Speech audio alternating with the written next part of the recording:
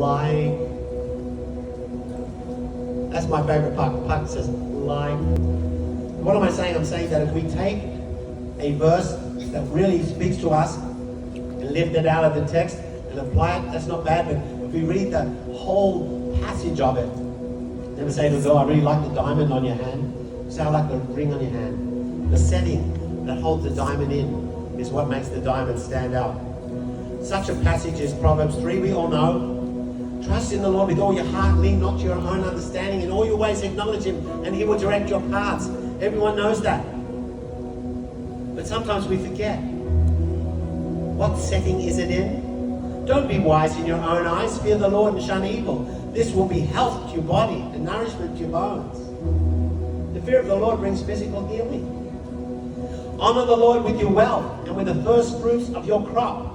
Then your barns will be filled to overflowing, and your vats will brim over with new wine. And when I was thinking about this and praying about this, I got a picture, and I've never seen this before, but I believe it's really relevant. You see, God has power to do things, but God does not act arbitrarily. He does not act because of His power, but He puts a mechanism in place that we can obtain that power. And such is tithing. When we tithe to God, the thought that I got in my mind was this. You remember when Jesus rose Lazarus from the dead? He didn't just say, come forth. If He said, come forth, all the graves would have been open. He had to address the individual, Lazarus, come forth. But He asked someone to do something before He said that. He said, roll away the stone. You see, when you do what you can do, God will do what you cannot do.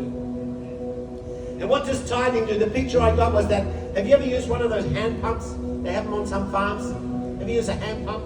You know, if you just go up to it and pump it, you could burn it out, you could wreck it, it may never be able to be used again. But if you do something called priming the pump, you fill it up to its capacity, you let all the air out, you put the cap back on, and then the water starts to come. That's what tithing is.